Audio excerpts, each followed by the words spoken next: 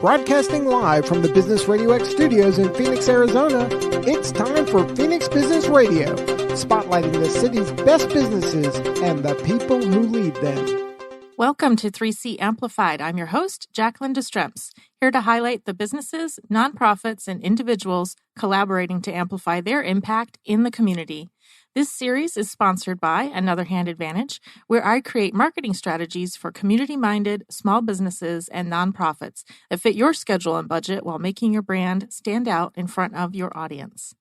Joining me in the studio today is Mary Roberts, Assistant Police Chief with the Phoenix Police Department, and Brenda Puga, Development and Community Relations Manager with Special Olympics Arizona. Welcome, ladies. Hello. Hi. Hi there. Welcome into the studio today. I'm so excited to have you both in here. We're talking about something really exciting. Kind of when I was promoting the show, one of the big questions that came to mind, I thought, what's going to grab people's attention? And so I started with, what's the most exciting fundraiser you've ever participated in? And I can imagine most people are like, exciting fundraiser? I don't know. But we're actually here to talk about a really exciting fundraiser. So I wanted to get right into it. Brenda, let's go ahead and start with you. Just tell us a little bit about how long you've been with Special Olympics and a little bit about your role over there. Yeah, definitely. So I've been with Special Olympics almost 2 years now, and one of the sole focuses is fundraising events, as you mentioned. So we do have your occasional breakfast where we get business leaders and community members together. But today we really wanted to talk about Over the Edge specifically. It's an event that we hold annually, and the coolest thing about it is you do raise money to support Special Olympics Arizona, all benefit Special Olympics Arizona, and then you get to seek adrenaline and rappel 27 stories in downtown Phoenix. Yes. So that's what I mean. Exciting, right? I mean, Yes. How many other times do you get to rappel down a building in the middle of downtown? So that's great. I can't wait to get into that. Mary, and want to give us a quick introduction. How long have you been with Phoenix Police? And then just like a little bit, we'll get into it more later, but a little bit about your involvement with Special Olympics. Sure. I've been a police officer for 34 years, and I'm currently Assistant Chief over the North Patrol Division. And Special Olympics is one of the partnerships that we have. You know, we have partnerships throughout law enforcement. And of course, everybody knows our law enforcement partnerships with our sister agencies, FBI, DEA, ATF. But that community partnership is so special. And the greatest partnership we have is Special Olympics Arizona. And that is that true community outreach through and through. I love that because like you said, a lot of people know about those other partnerships, but not necessarily what those community partnerships are. And so I've known about some of those partnerships for a while now, I guess, maybe just because of my involvement with local nonprofits, but specifically with Special Olympics.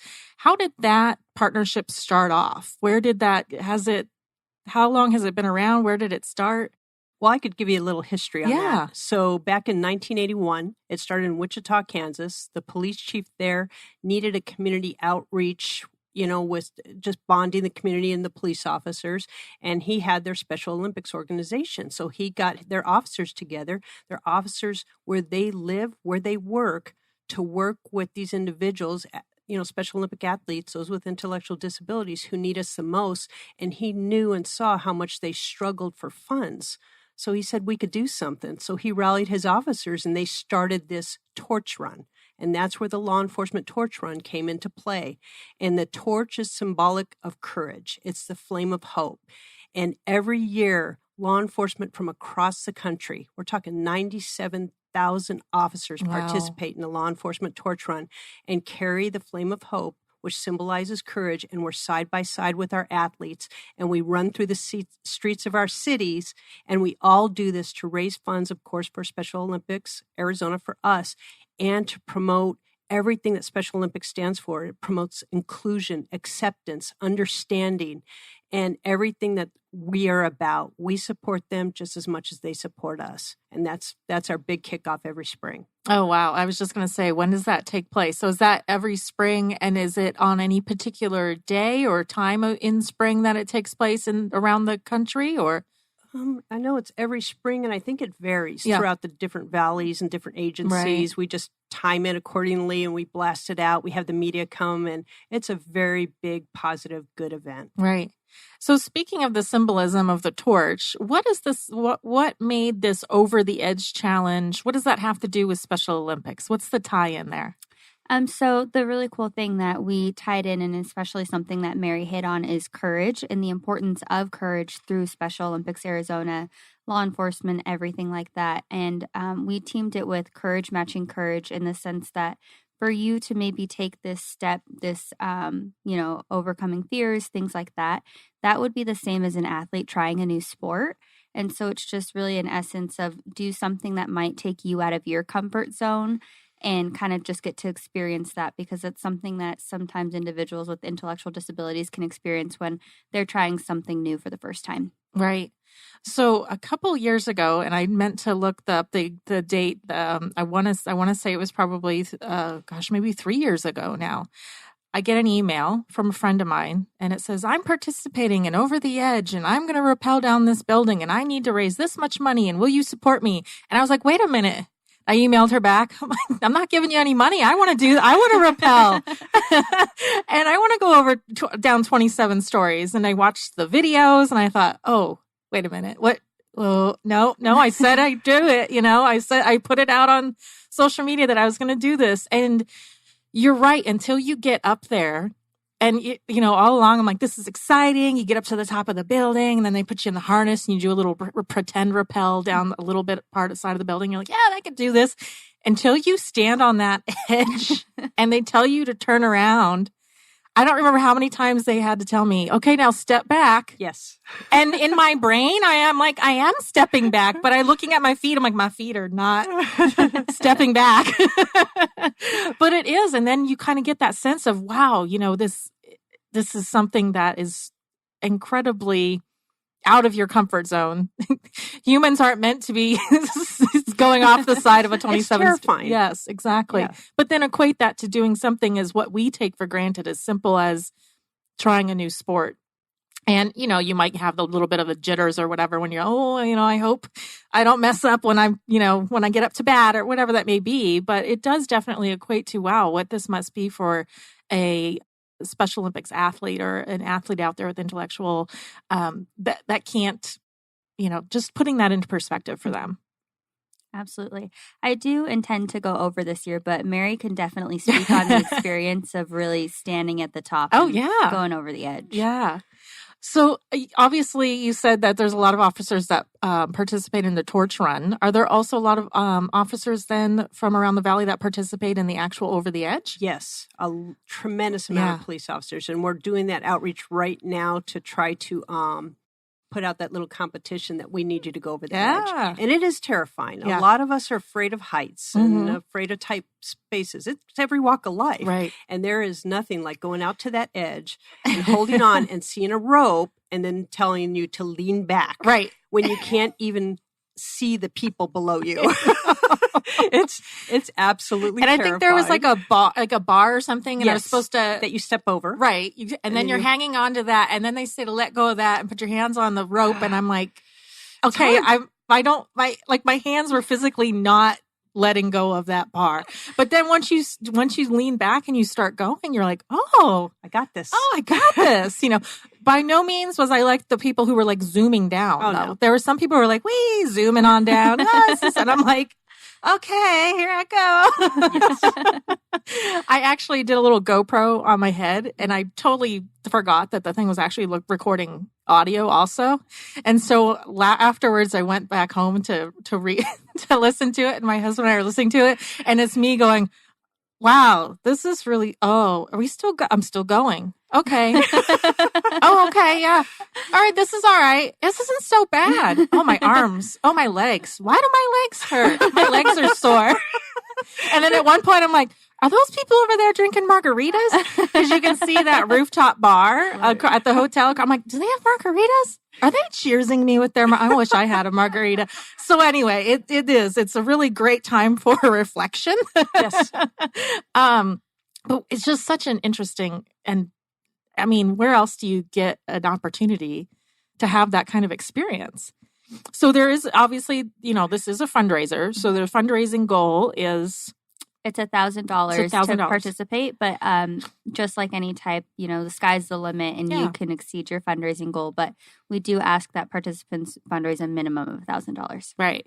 And it might sound like a lot, but it really, once you start telling people what you're going to do, and I actually posted, there was a couple YouTube videos I think you supply, and like your little, when you sign up, you get like a little fundraiser kit, with ideas and such. And I want to say there was like a video in there. And as soon as I put that up and told people, they were like, here you go, I'm like, I can't do this unless I raise $1,000. And people are like, here's 50, here's 100. I'm like, whoa, I didn't be so enthusiastic there, everybody.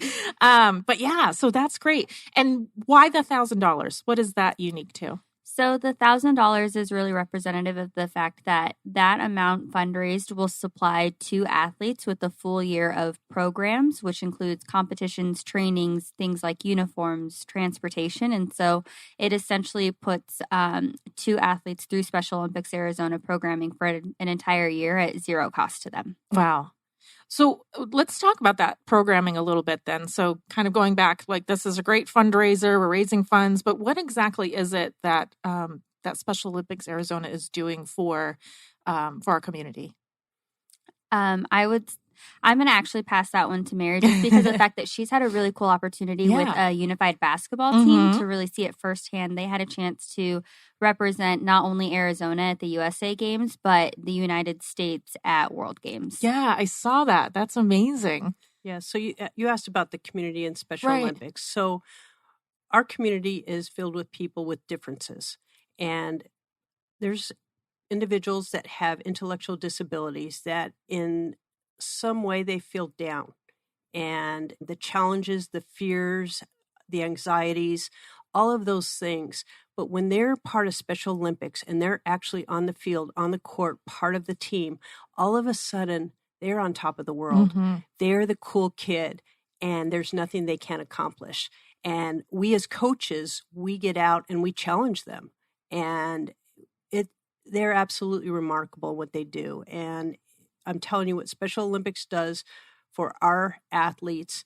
And I tell you, one of my players summed it up very good to me. I go, what does it mean for you to be on this basketball team? And he never participated in Special Olympics prior to being on this basketball team.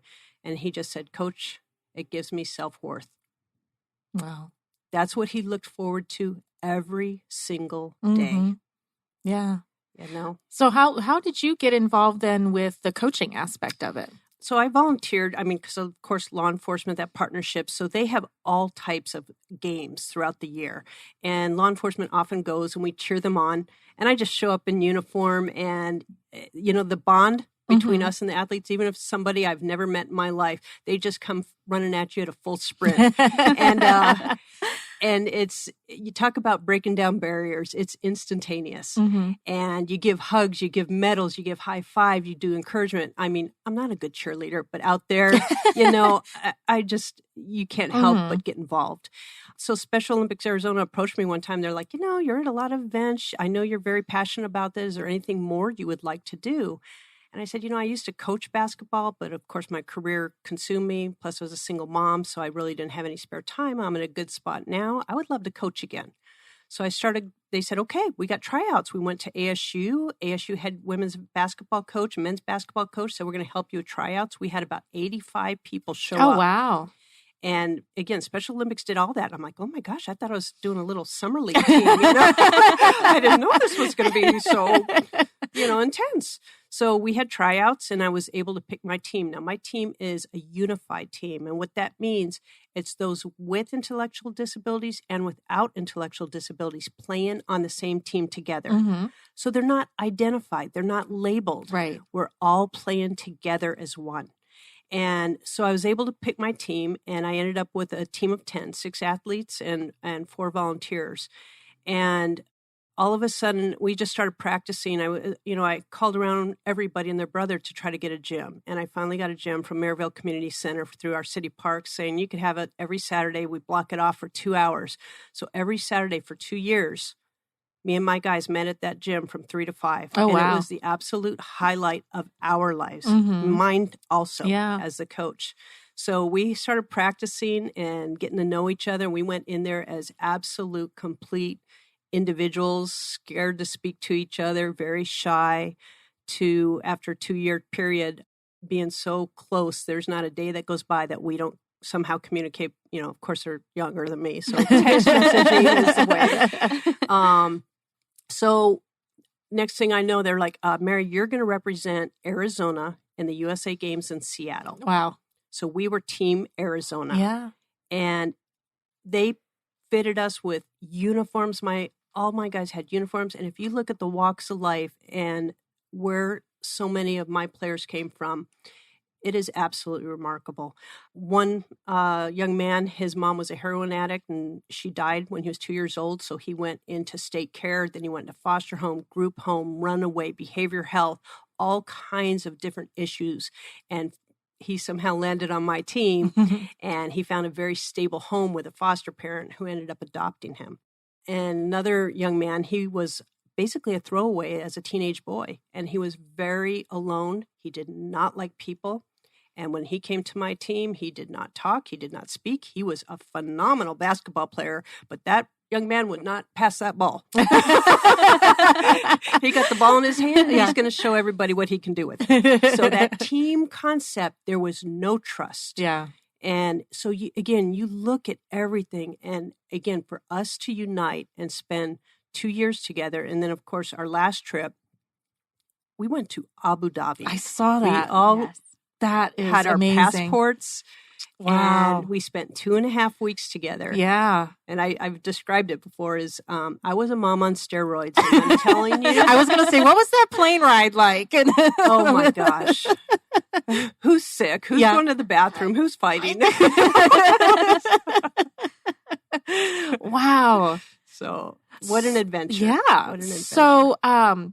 So what here in Phoenix then, are you playing against other teams or? No, so originally it was just us. So we would practice there and it was so nice. That was a community center. Mm-hmm. So what is the community center in? Draw in the community. Right. So when we would come into the gym, that gym would be packed. Really? Packed. Oh. And guess what? They all got kicked out because we got the gym for practice. Yeah. So my guys would go, hey, can you stay? Can you stay? Can you stay? And they would recruit about 10 to 15 guys and we would be able to scrimmage against them. Oh, fun. And they got to know us and to see, and they're like, what team are you guys? What does this mean? And they didn't even understand what Special Olympics was. They didn't understand my guys had intellectual disabilities, so to even, provide that awareness through that avenue was absolutely tremendous. So then I needed a little more structured on games. So I tapped into the boys in blue for me. And I got different basketball teams from different work units on the police department. One of our games was a SWAT team. Oh, wow. And another one was our Cactus Park precinct officers. And these guys were so good on their day off. Yeah. They came down, they brought their families, and it was a big event. And it was so much fun. And I got to tell you, our SWAT team, which is our SAU, our Special Assignments Unit, they started out because they're obviously in very good shape. So some of the other teams were not so much. These guys had us, I think, by 20 points at halftime, and we came back and won by 10. Oh, wow. So that's the heart of this team. Yeah.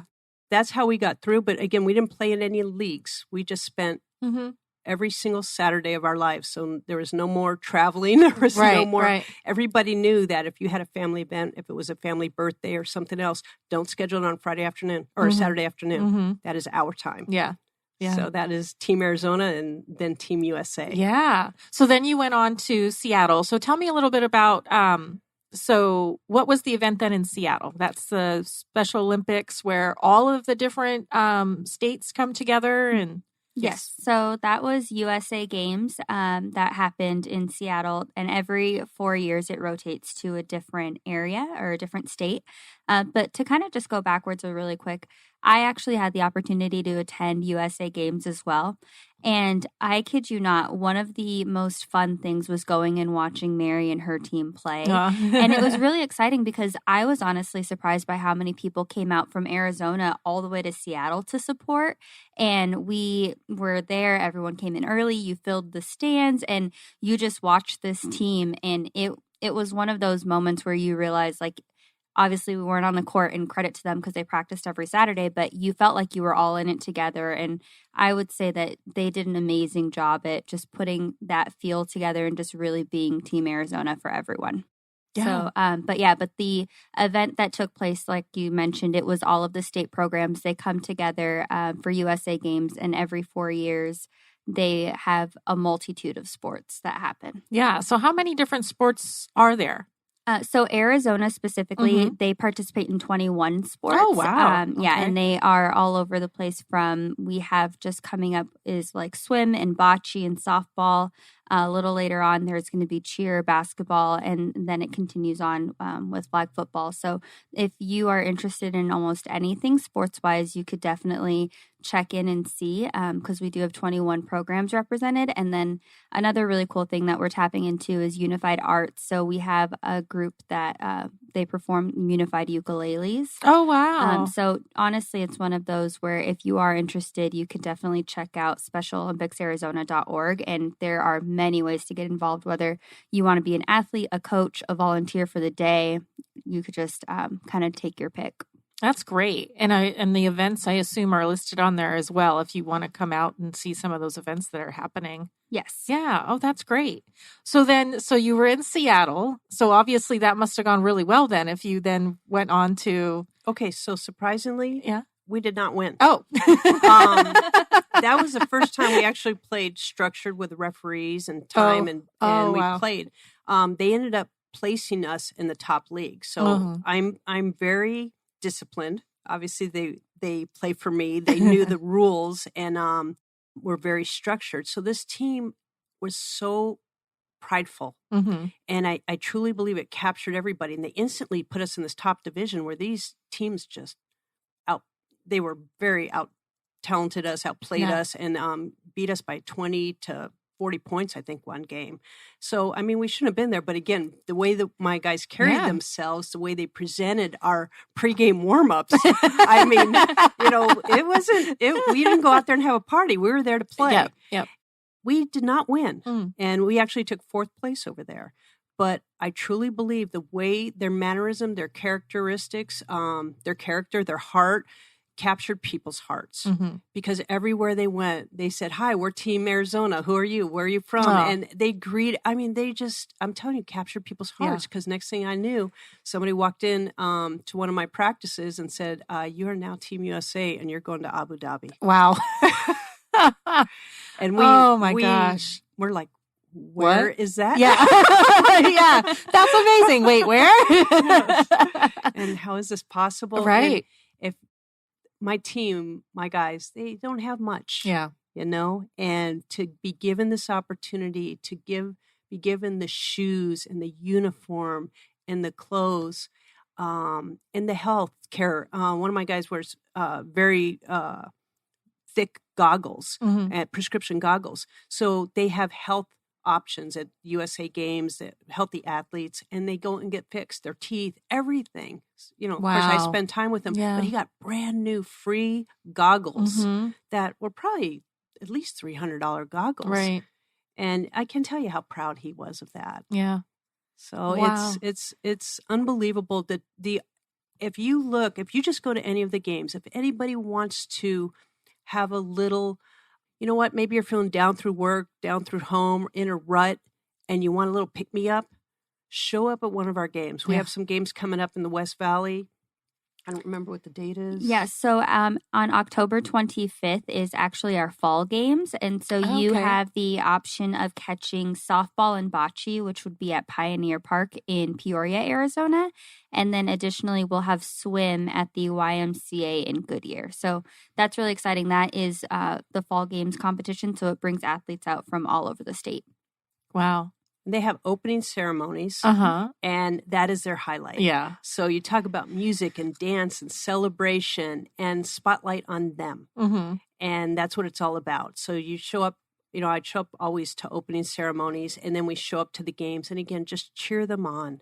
Be a cheerleader. And, what we do as volunteers, you will get 10 times back more than what you give. Right. Wow. So who did you get to play against then in Abu Dhabi, and how did that go? Abu Dhabi, again, we walked in, they sized us up and they put us in the top. And I couldn't believe it. Our first game was on international TV. Oh, and wow. we played the United Arab Emirates, which these guys were 6'2" starting. Yeah.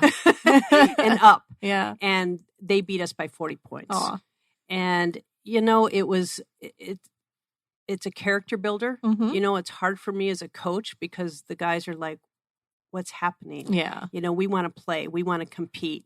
Sometimes that happens in unified sports and Special Olympics. They just have to try to size people up the best they can. And they had to do that based on our practice and the way we presented ourselves. And I'm telling you, we present very well. We just don't have that height and that skill. We can't dunk. We can't, we can't do the things that, but anyway, we still ended up in fourth place. Oh, wow. That's great. We did not medal, but fourth place. Right. And they had their heads held very, very high. Yeah. And we played the best of the best. Yeah. Yeah.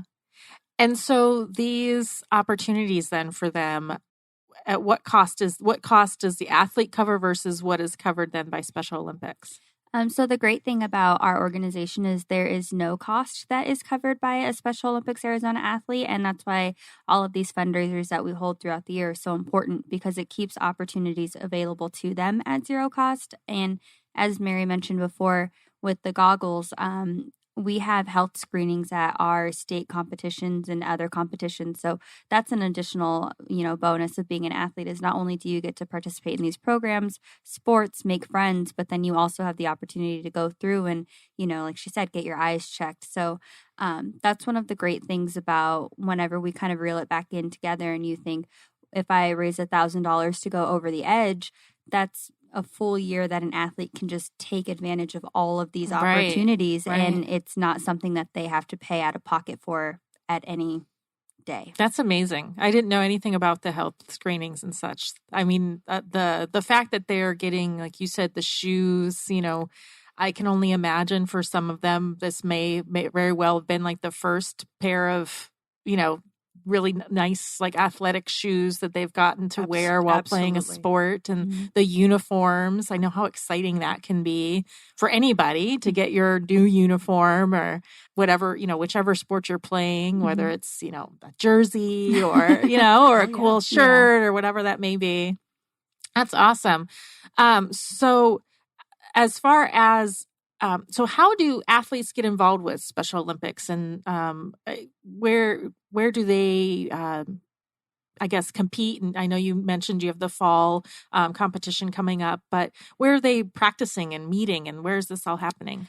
So all of that is actually the great work of our area directors that we have. And so we've split the state up into different areas. And so if someone is interested in being a part of Special Olympics Arizona, the best place to start is on our website, and you would find the person who's in your area and contact them, and they can make sure that you go through the process to get put into Special Olympics Arizona properly. Through there, we run off of volunteers essentially, and we have, like Mary, a coach that will help out. They have something else called the head of delegation that helps out in organizing within their communities. And really the best way to start is just to figure out the area that you're in, which you can see the cities online. And then from there, you take that next step into getting involved, and they can really lead you into who would be the best person to contact. So that's the great thing with how we mentioned there's area and state competitions, is your areas will get together and play, and then you essentially come together for a state competition. And that's everybody who's been training and playing, just gets to see everyone from different parts of the state. And honestly, similar to how Mary mentioned earlier with athletes, run up and hug her and get super excited. It's really cool to see that just all over the board, because they'll see someone, maybe they're in Phoenix and someone comes down from Lake Havasu City and they only get to see them once a year. And it's really cool to just see the friendships and just all of the positive impact that comes with it. And just the community then that builds within those athletes. And I imagine even with volunteers as well, an organization like this where you are having these events and things, just ways for even volunteers to meet meet some new people who also have kind of that same mentality of ways that they like to give back. Yeah. Absolutely. And volunteering, that's another thing that's always an option. And that's an option whether you wanted to volunteer by yourself, you can look up and find opportunities, or if maybe, your company's looking for an opportunity to volunteer as a group. So that's definitely always an option, and we're always looking. Yeah, and I was actually going to mention what are some ways for businesses if they want to get involved with either the Over the Edge challenge or even just within supporting Special Olympics outside of Over the Edge, because I imagine obviously donations are accepted at all times, not just for Over the Edge, but how can companies get involved, and what are some unique ways that they've been involved before? Yeah, definitely. So companies are able to get involved through volunteering in joining groups. So we've had different companies come out and they bring up to like 40 people that will help out within state games, area games. And then in addition to that, whenever individuals or companies are interested in sponsorships, they'll contact Special Olympics Arizona, and then we'll have them directed to our Chief Development Officer. Her name is Chastity Firmoil, and she goes and cultivates that relationship to see what is the best fit for that company, whether it be Over the Edge or a different event that we have going on. And I imagine volunteers from all walks of life, you don't have to be tremendously sporty. It's not like they're putting you out on the field and you're... Not everybody has to be a coach like Mary. No. Yeah. Just your presence. Yeah. Clapping. Cheering, saying you can do it. That's volunteering for Special Olympics. Right. And, you talk about the workplace and talk about a great team. What do we do at Westgate? Guardian Games. Guardian Games. Yeah, so the Guardian Games every fall.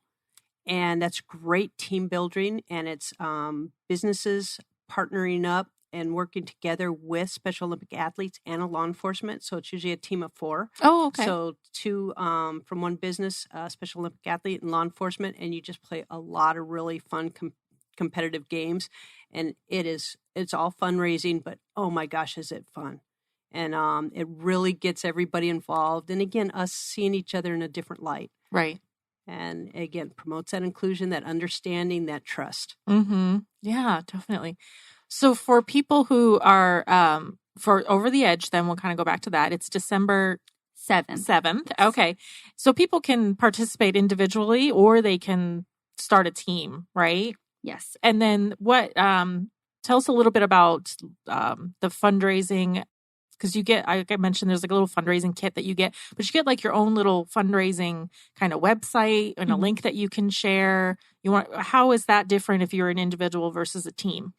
Yes. So with that being an option, if you wanted to create a team, essentially one person would sign up as the team captain, and then every individual who wants to be a part of that team, they join. And the best part about the team effort is you can still raise funds as an individual if you wanted to post on your social media, but at the same time, you could also just raise funds for a team in general. So, for example, Mary has a team that she signed up, and so if she wanted to maybe send out to her closest friends and families just her own personal fundraising page, it'll still benefit the team effort. Or if maybe she wanted to reach out to other law enforcement or anything like that, then she can do that with her whole team. So that is an option for both sides. And then if you are attempting to just sign up as an individual, that's just also an opportunity that you have whenever you do register.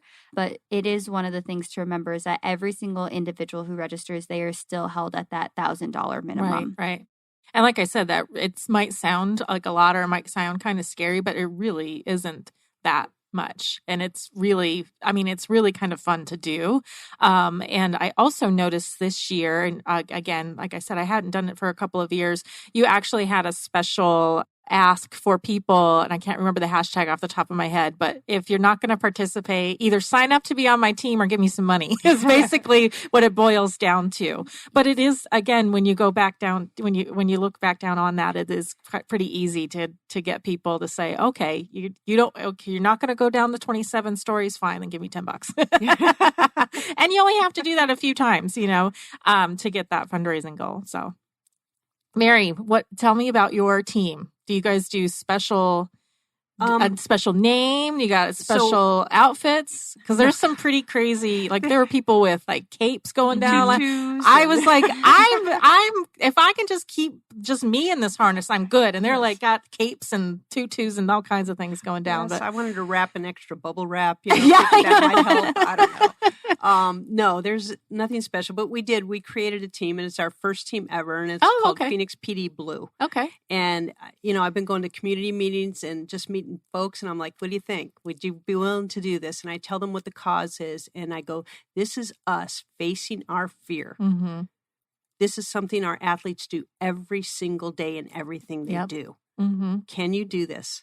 I go, it's terrifying. I'm telling you, when you're up at the top, even if you're not afraid of heights, stepping out on a ledge and leaning backwards on a rope does not make sense. No, your brain, like I said, your brain is like, no. And you're just stuck. And when you start, you're a little shaky, a little tense, your ab muscles, believe it or not. I know. I think that's on my video too, me talking about my abs and how much they hurt. I was like, what is happening? How is that possible? But it is. It's that stress. Yeah. But and you're able, and again, you don't have to go through any pre-training, any pre-qualifying, because right when you get up there, they do a fantastic job coaching us. And actually, our Phoenix Police Department as Special Assignments Unit are some of the folks that are manning the ropes and receiving at the other end. So they're all just tremendous.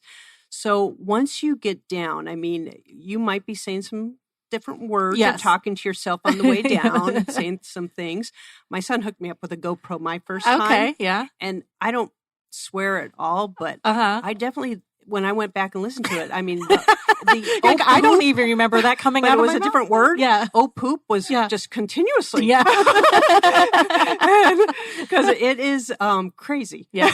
Yeah. But once you get to the bottom, it is such an accomplishment.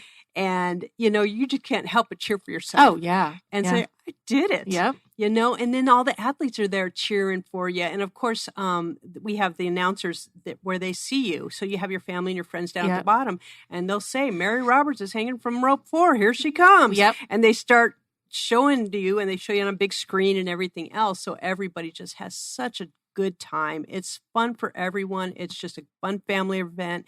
And to see mom or dad do that, I tell you, the kids are all saying, can I do it next year? Yep. Yeah. So how many times have you done it now, Mary? This will be my 5th or 6th time. Oh, wow. And every time when I get done, because, I kind of melt when I get down because you think you're strong, but my legs somehow just don't stand up. Yeah.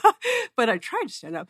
I say, okay, that's it. I mean, I'm getting older. There's a lot of stress. I think it takes us 15, 20 minutes to get down. And I go, oh, gosh, that's a lot of stress. I am not doing it again. And every single year. And now I'm chairing the event and leading the team. Yes. So you have to.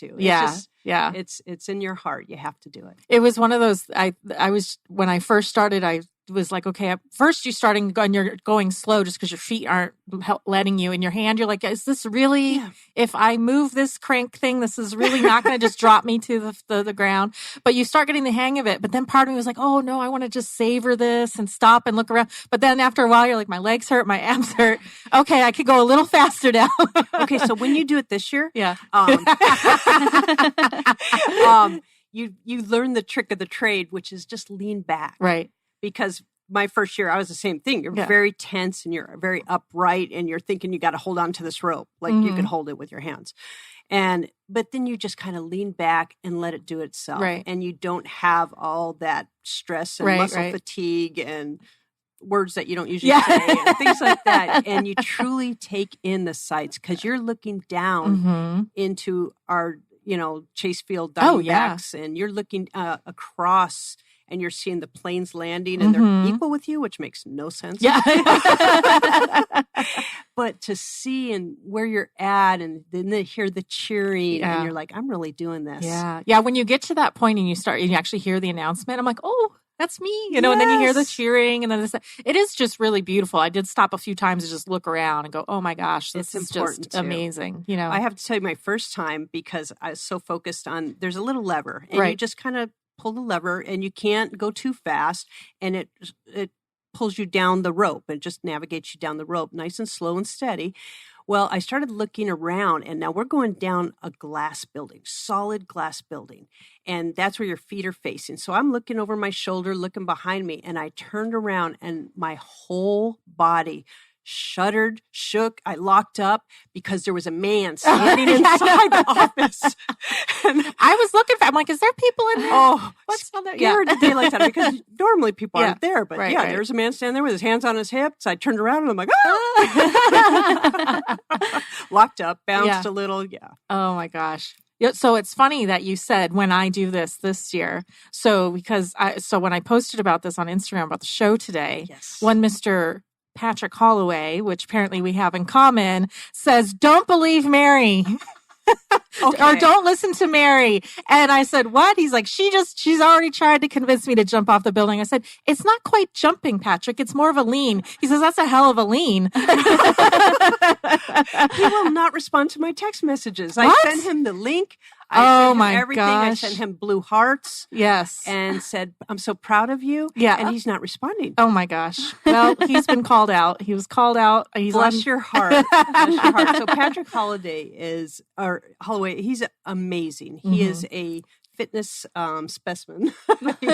He is pretty much the strongest man in the world in my eyes. And he actually came out. He's a athletic trainer, and he works out in the gym, and he saw me one day working out and he thought, oh, this poor girl. And he said, let me help you a little bit. Well, when I told him what I did about coaching for Special Olympics, he came out on multiple Saturdays.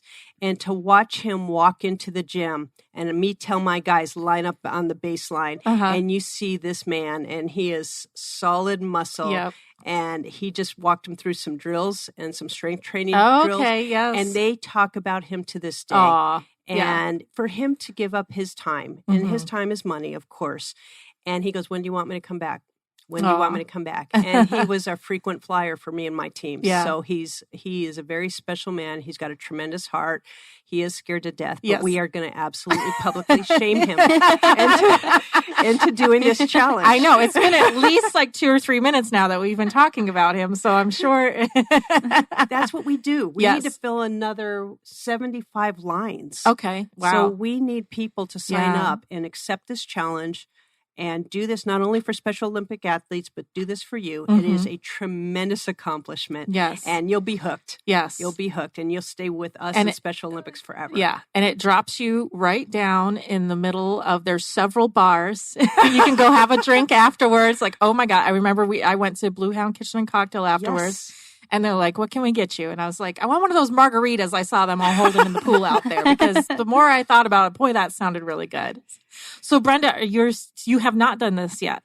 So this year is going to be your first year. Yeah, I have not had the opportunity. I did get to help out a little bit last year, and it was really exciting atmosphere. And I actually went to the top floor where they do start the rappelling, and I did look straight over the side of the building. So I do know that I'm not doing that this year. I think it's, you got to get yourself set, because it is one of those things where I think, because personally, I'm not afraid of heights, but even just seeing it for a second, you do have that mindset of like, I don't think I'm supposed to walk down buildings. Right. But I am very excited to do it this year. And I've honestly, and I tell people all the time, that I have not come across one person who's gone over the edge who said that it wasn't a great experience, and that they wouldn't, if not do it again, have other people where they would recommend it. So that's been really, really cool to hear. And I think it's also very telling of, kind of touching on what Mary said, is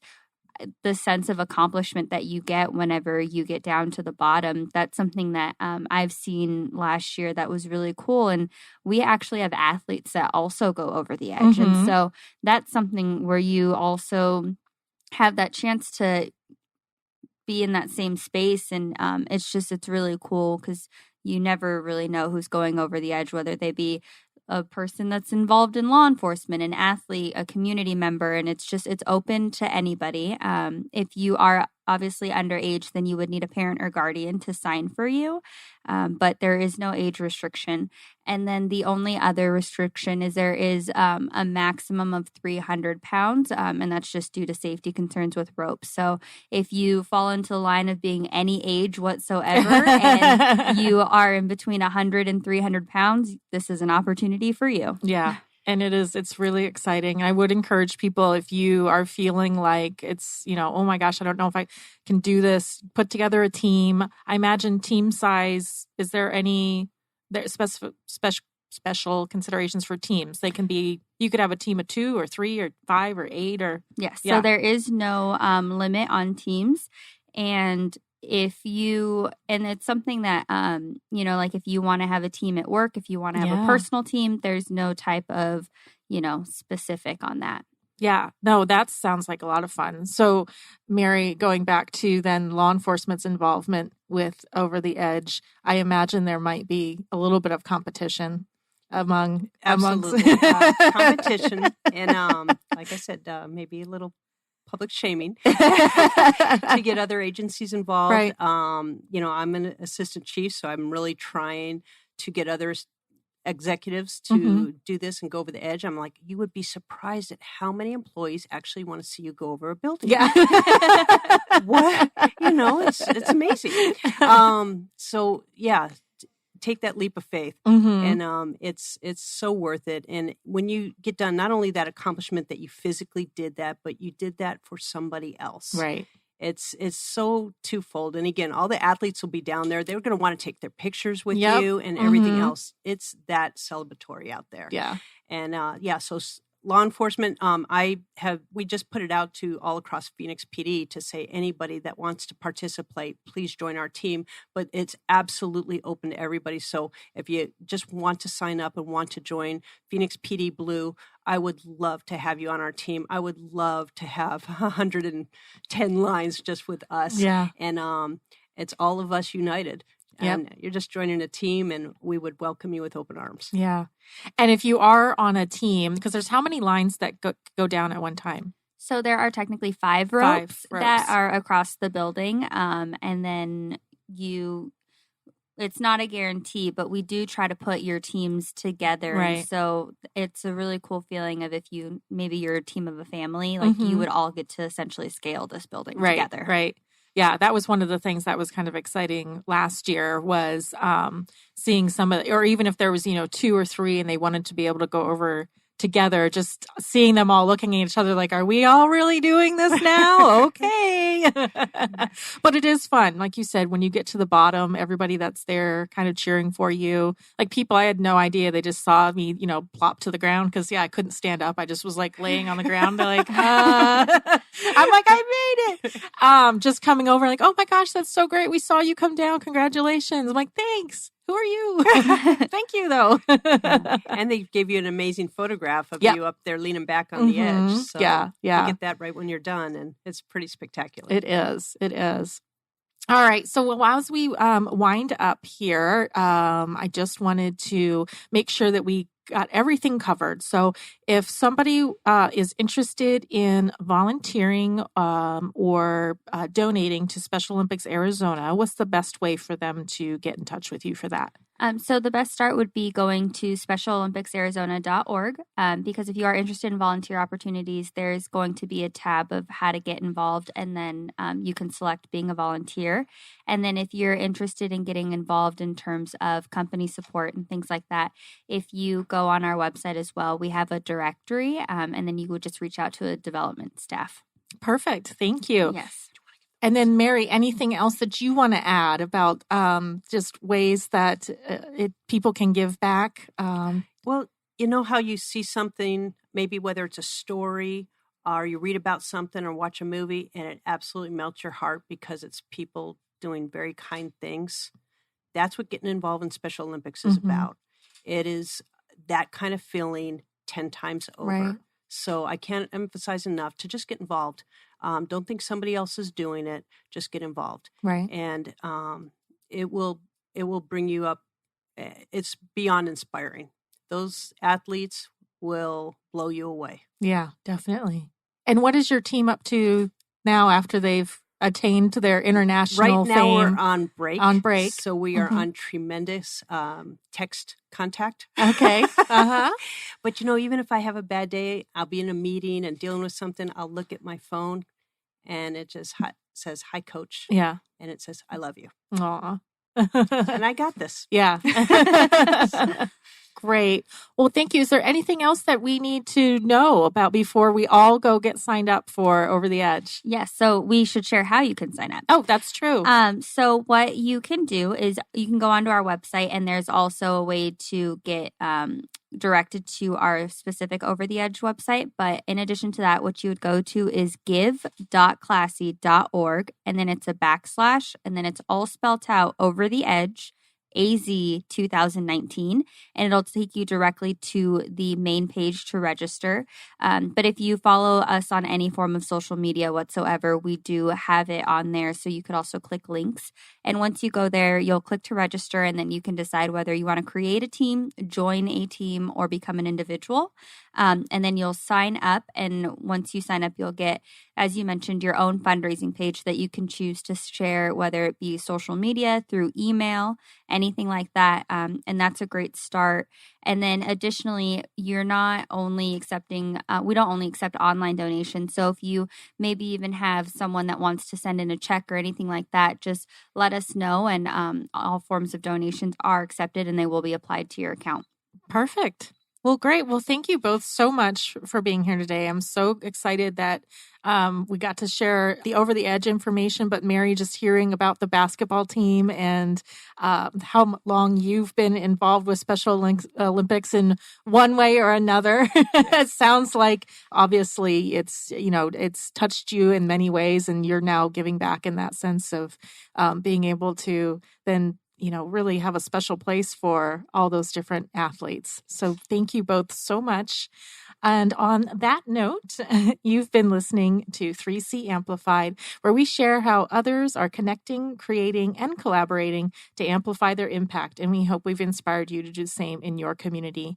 If you are a fellow change maker and want to build connections, create relationships, and collaborate with others to make positive change, join the online community built to support and engage people like you, wanting to amplify their impact in communities around the world. Visit 3camplified.com/community to learn more about the new 3C community. Until next time, I'm Jacqueline DeStremps with Another Hand Advantage. Let me help create a digital marketing strategy to put your organization's mission in front of your target audience and highlight the impact you're having in your community.